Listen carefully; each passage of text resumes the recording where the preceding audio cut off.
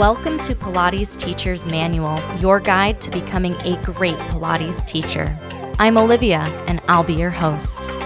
Join the conversation and the Pilates community on Instagram at Pilates Teacher's Manual, and visit buymeacoffee.com/Olivia Podcasts to support the show. Today's chapter starts now.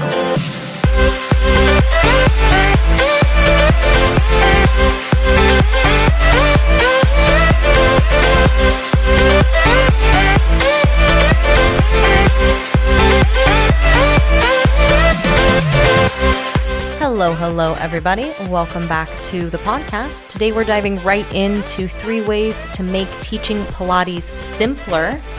And I think it's going to be a hoot and a half. Whether you're a new teacher or an experienced teacher, these are some of my top tips to not get bogged down in the small stuff and really focus on what matters, what moves the needle, and what really makes our clients love us and appreciate the work that we do. As always, I like to give you the TLDR version right at the beginning in case you only have less than a minute to listen to the podcast and you're like, let's get in, let's get what's good, and let's get out of here. The short answer to how can we make teaching Pilates simpler is you can simplify your schedule, you can simplify your programming, and you can simplify your cueing. Well, there's a lot to unpack there, but that is the short of it, is those are the 3 things we're looking at simplifying. Let's dive into what that means.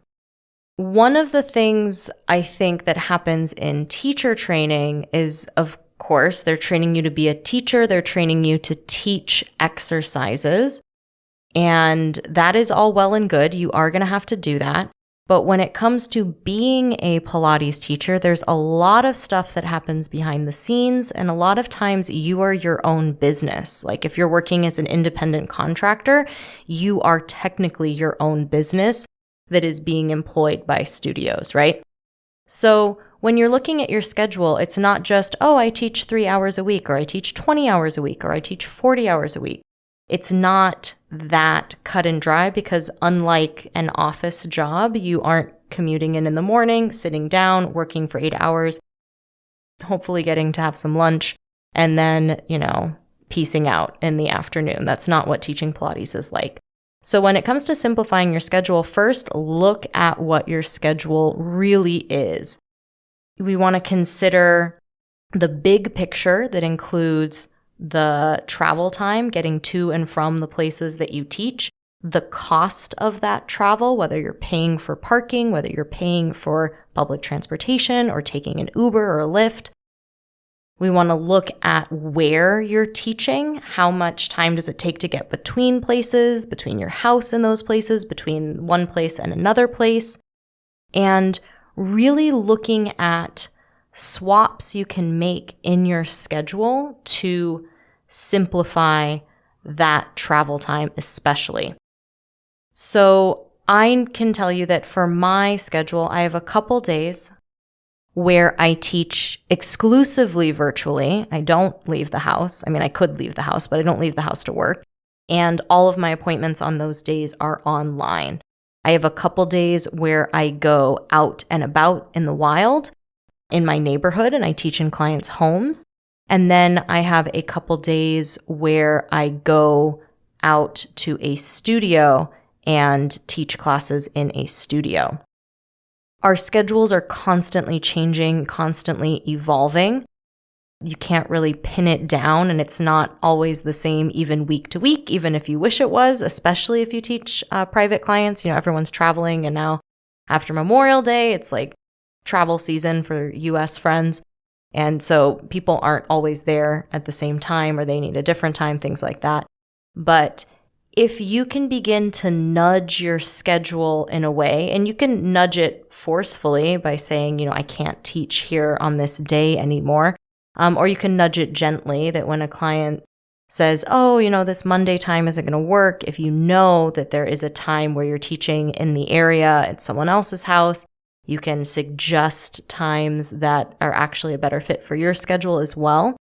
Because I think one of the pitfalls of being a teacher and saying yes to everything, especially when you're new, is you can end up running back and forth across town a lot, and it's just exhausting. And it doesn't make you a better teacher to be tired and not have eaten for 6 hours. And, it's just not great. So finding ways to simplify your schedule and move your schedule into a direction where maybe you're just in this one neighborhood in the morning. And then if you travel somewhere in the afternoon, it's fine, but you just travel once. Or like I said, I've got a few days where I'm totally virtual. I don't travel at all. And, I've very intentionally manipulated my schedule so that it goes that way. It does take a lot of conscious effort. Another point to simplifying your schedule is putting really firm boundaries on your time and then enforcing those boundaries, which is, of course, the hardest part. Studios will always want you to teach more and teach at times that they have identified that clients want to take classes. But those times, and just because the studio wants it, doesn't mean that that's a good fit for you. And as your own little mini business, whether or not you're incorporated, you have to stick up for you and what you need and what you want. So a lot of times, especially when clients are like, oh, I can't come on Tuesday. Can you do Wednesday at such and such time? In the moment, you can be like, oh yeah, that's fine. And then you look at your calendar and you're like, no, that was not fine. I don't like that at all. So getting comfortable saying no when it's not a good fit and then not feeling guilty about it, which is another process, but saying no when it really isn't going to work for you, or saying, oh, let me check my calendar so that you have a little bit of space. You don't have to give an answer right in that moment. And then if it is a good fit, awesome, then definitely do it. But if you're like, oh man, I've already gone to 3 studios that day, like maybe you don't go to a 4th studio, keep it simple for yourself so that you can spend more energy teaching and less energy getting there. The next thing I'll say is when you're teaching, simplify how you cue the exercises. I know that there's a big emphasis on imagery and, painting a picture, and you always want to say things lots of different ways so that lots of people can connect with it and then execute whatever movement you're looking for, whatever exercise you're telling them about. But if you can be simple with your cues, A, you can breathe more, which is excellent. You can have a sip of water occasionally. And B, you can give yourself the time and space to actually be a teacher and look at what people are doing and then give them refinements, give them that personalized attention that we love in our Pilates class, where our teacher really sees what we're doing and then gives us a suggestion based on that. I would say whenever possible, use direct and actionable cues that tell people what you want them to do. It doesn't really matter what they're thinking about. It doesn't really matter. I was going to say it doesn't really matter how it feels or where they feel it necessarily, but of course we're going to take that with a grain of salt. We don't want anyone to be in excruciating, unbearable pain, but that doesn't happen too frequently in Pilates, I would hope.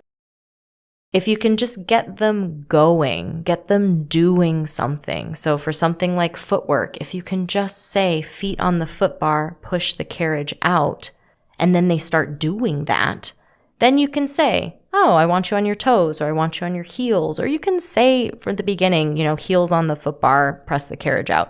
But you don't have to paint this beautiful picture that involves you talking for a long time and them not moving. Because once they start pushing the carriage out, pulling the carriage in, then you can look and maybe you give adjustments about their shoulders or their spine or how fast they're going or where their feet are. Like, the emphasis should be getting people moving, and then we can refine from there. And you don't need to be absolutely bare bones with your cueing and have no personality or anything. I'm not saying that, but get people moving. And instead of continuing to say the same thing over and over in different ways, say what you were going to say. Look to see what people are doing. Did they understand it? Are they getting it? Oh, that person's a little confused. Then I'll say it a different way. But don't think that you have to say every exercise every single way, especially when people are already doing it. Like, give yourself a chance to take a breath and enjoy leading a class that you don't have to talk constantly in while you're teaching. I know that I felt, especially as a new teacher, that I had to be talking or I wasn't teaching. But I found the more that I teach, that the space in between my talking, where I'm really observing and seeing what people are doing, and then going up to that person, hey, could you straighten your arms a little more? Hey, could you push the carriage out a little slower? That those little refinements are really the teaching, you know? Simplifying your programming is a big adventure, so I'm going to cover that in the second part here. So stay tuned. That's coming up next.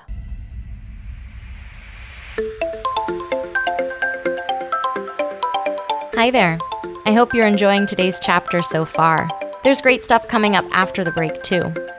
Be sure to subscribe wherever you're listening and visit buymeacoffee.com/Olivia Podcasts to support the show.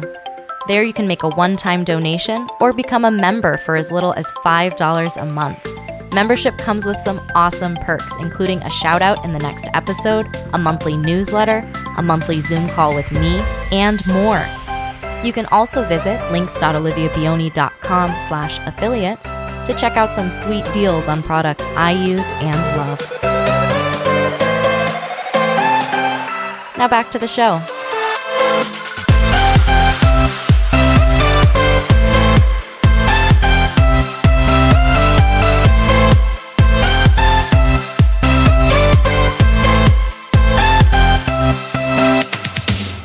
Now we've simplified our schedule so that we spend time in each place in a meaningful way. That could mean that you add more classes around the classes you already teach in the same place, or I know when I go to teach privates, I want to make sure that I put all of those privates together. So if someone comes in and they say they want to meet on Thursday, I say, actually, I teach privates on Wednesdays.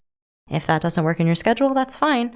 We'll find another teacher that's a good fit for you, but I'm going to really hold true to the time that I'm at the studio, make the most of my time while I'm there. We've simplified our cues by giving people tasks to do and emphasizing what we want them to do, not what we want them to not do. It's very hard to not do something. It is much easier to do a different thing, and cueing in a way that people can get moving quickly, and then we can refine from there.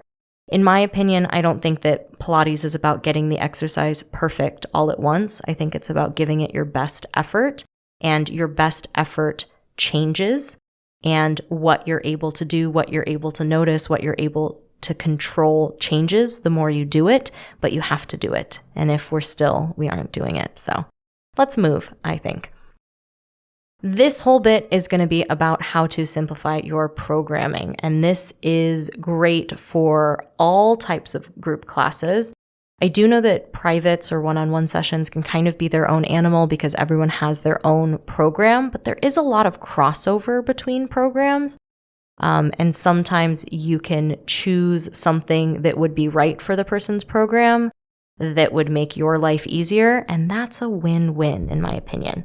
So one tip that I would give you is to make more happen in each body position that you're teaching in. So if you're doing a reformer class and you start lying down on the reformer, let's do a lot of stuff lying down on the reformer. Yeah, we'll do footwork. Yeah, we'll do bridging. Yeah, we'll do some ab thing that doesn't involve even moving the carriage potentially, because that allows everyone to stay in that same body position and do a bunch of things. I find that transitions tend to eat up time, especially for people who are new to the class because they're already a little bit confused and unsure going into it. And so getting people into a body position, once they're there, make the most of it. Spend some serious time there. See how much you can do there. That maximizes flow for sure. Along those same lines, if you can reduce the equipment changes that you do, whether that's spring changes, whether that's grabbing props, whether that's going to other parts of the studio or using different pieces of equipment. You were on the reformer, now you're on the chair, now you're on the springboard, now you're on the reformer again. The more you can stay on the thing that you're on and do more stuff there, that again just helps in terms of that transition time. And when you're teaching a bunch of classes in a row, like at Club Pilates right now, I'm teaching 5 classes in a row on Monday nights. I don't want to be grabbing the box every single class and putting it in a different place. If I've got the box set up as a short box situation on the mat, then I'm going to try to keep it there, or have maybe the students move the box. Like, there's lots of ways to still flow with the prop. But if I'm teaching a class that uses the box, the springboard, and the reformer, the next class I teach is not going to be the Bosu, the TRX, and the reformer. And then the third class I teach is not going to be magic circle and stability ball and chair. Like, that sounds horrendous. But I might teach those 3 pieces of equipment for the whole night. So also reducing the equipment changes between your classes if you can. Sometimes if you're teaching a class like cardio sculpt and you have to set up the jump board, like, yeah, that comes with the territory, but you can still keep the same equipment set up for more than one class or more than one private. You know, maybe we're all working on the chair in my privates tonight. Like, we know we can do every Pilates exercise on every piece of equipment. So now we're playing the chair version because I've got the chair in the private studio. So simplify for yourself, for your brain in terms of remembering choreography, and also for like your arm muscles schlepping equipment across the place, right? This is a really great thing, I think, when you're teaching several group classes in a row. Again, privates, kind of their own bag, but several group classes in a row. I will share with you a secret. When I teach those 5 classes in a row, I teach the same class. What? No way. But you're teaching a flow 1, and then you're teaching an intermediate class. That's a 1.5, and then you've got a cardio sculpt. To be fair, the 5th class is an intro, and I do teach the same intro week to week, because if you're taking an intro, you only take it once, and then you take regular classes. So I have my super amazing, perfected intro class that I teach whenever I teach an intro. But for those other classes, cardio sculpt included, I teach the same class, I use the same pieces of equipment, and I dial the exercises up or down based on the level of the class and based on if it's cardio or not. So what? It takes some practice. But it's amazing, and I seriously recommend it. So this week I did the roll down bar at the springboard. So we attached the bar to the springboard. It would be the same way as using the roll down bar on the Cadillac or on the tower. And I was like, we're going to practice our roll ups, and we're going to use spring assisted to help us come down. Awesome. So we can do that in the beginning level class, and it stays pretty simple, and we find, cat shape, and we roll in and out. Well, then for the intermediate class, I assume that you know how to make the cat shape. So now we're doing stuff. Can you do it with single arm holding the bar? Or can we add a little bit of a twist as we go? Or can we do a side bend? Like, you add stuff in that way. Can we, make it more intermediate, but still using the same equipment setup? We get to cardio. Awesome. Can we do this ballistically? Can we use the roll down bar in a way that is still cardio, but it's like still the same piece of equipment? You know what I mean? So once I have that set up, I will dial it up or down. Classes, in Club Pilates classes specifically, but also I would argue in any class, you're going to have a similar structure, whether it's warm up, all the stuff in the middle, cool down, whether it's, we always start with footwork, bridging and abs, and then you're on your own to do everything else, but then we end the same, or whether it's a more rigid structure, like you're following the classical order. You can teach a class that is level appropriate, that still offers options to the people who are in the class so that they feel individually challenged in the exercises without having to do a totally new setup for everything. Because this is another great thing about teaching Pilates. You don't have to do it all in one day. You will teach a class the following week, and you will get to explore other things.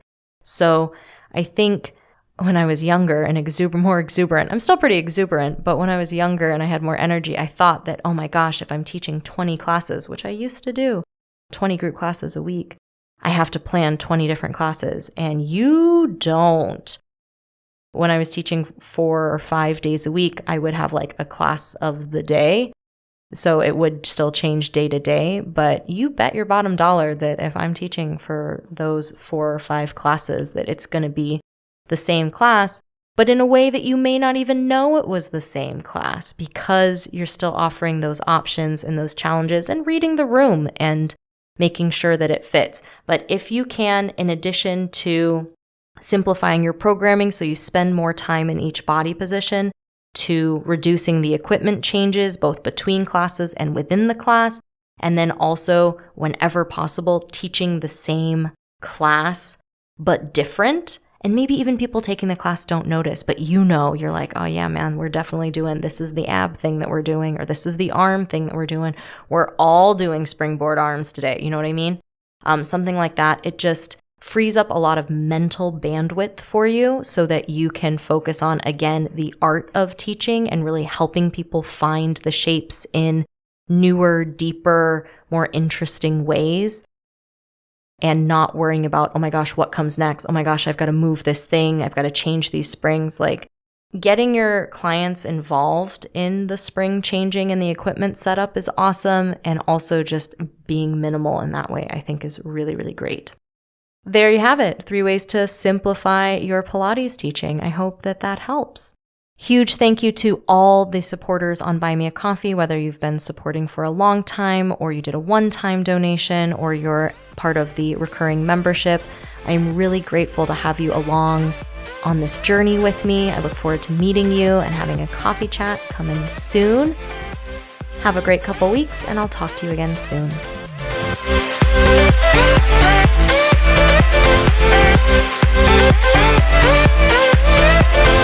Thanks for listening to this week's chapter of Pilates Teacher's Manual, your guide to becoming a great Pilates teacher. Check out the podcast Instagram at Pilates Teacher's Manual, and be sure to subscribe wherever you listen. For more Pilates goodness, check out my other podcast, Pilates Student's Manual, available everywhere you listen to podcasts. The adventure continues. Until next time.